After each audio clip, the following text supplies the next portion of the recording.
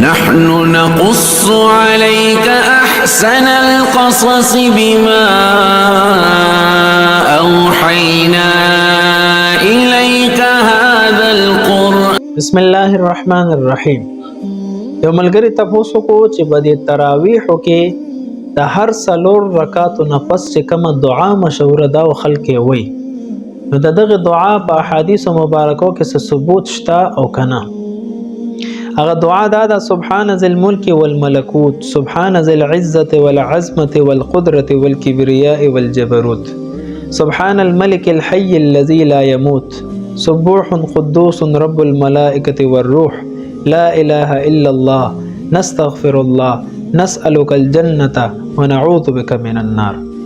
دا کلمات چې کم مشهور دي، نو د دې الفاظو په احادیث مبارکو کې څه ثبوت شته او کنه. دویم سوال دا د کو چرته د دې کلماتو په ځای باندې انسان نور قسم ذکر اذکار کوي، نو سو گنجائش شته او کو دک کلمات ویل ضروری دي. علامہ شامی لیکلی دی یجلس ندبا بین کل اربعة بقدرها وکذا بین الخامسة والوتر ويخيرون بين تسبيح وقراءة وسكوت وصلاة فرادا.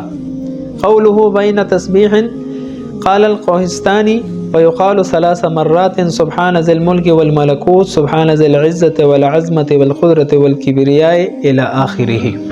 دا دعا آخره پورې ذکر کړی دا.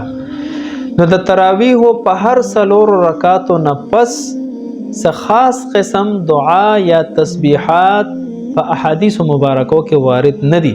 نبی علیہ الصلوۃ والسلام نه څه خاص دعا خاص تسبیح نه دي ثابت.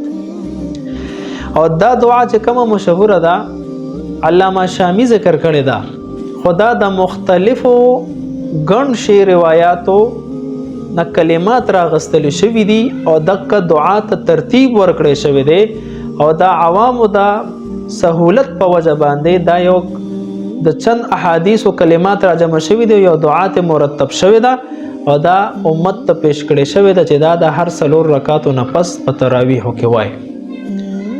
نو دا د مختلفو احادیثو نچوړ دی، څه خاص روایت بده کې نشته چې د هر څلور رکعاتو تراویح نه پس په دغه کلمات خامخا وي.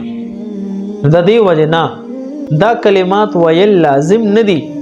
که یو انسان لازم نه ګڼي اور دغه رنګي دومره التزام نه کوي چې لکه په تیز आवाज به وي او ټول مقتدیان به په یو आवाज باندې وي چې دا التزامات پکې نه، نو که یو انسان وی اس حرج پکې نشته، جایز دی. او که یو انسان د دې کلماتو په ځای باندې نور تسبیحات کوي، مثلا درود شریف وی د هر څلور رکعاتو نه پس، یا سبحان الله الحمدلله الله اکبر وی، لا حول ولا قوة الا بالله وی، یا استغفر الله وی، یا لا اله الا الله ذکر کوي، نو دا هر قسم تسبیحات ویل جایز دی. نو یو انسان دغه کلمات وی او لازم نه ګڼي، نو دام جایز دی. او که یو انسان د دې په ځای باندې نور کلمات وی، دریمه کلمه وی، دویمه کلمه وی، یا نور تسبیحات کوي، نو دا هم جایز دی. نو دا کلمات په لازم نه ګڼي. علامہ شامی دا ذکر کړی دا.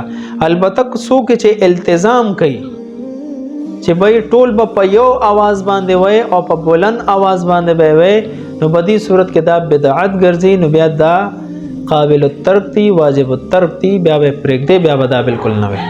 او کو دا قسم التزام نه، لکه زمونږ په دیارو کې داسې التزام نشته، کو څوک وایي امت اختیار دی، کو څوک نه وایي امت اختیار دی، نو بالکل بیا ویل پکار دی. خپل کلمات دی د رب ذوالجلال بهترین تعریف پکې شوی دی، او خپل ټول نمونه اسماء الحسنا پکې جمع دي، نو گنجائش شته کو یو انساني وایي. السلام.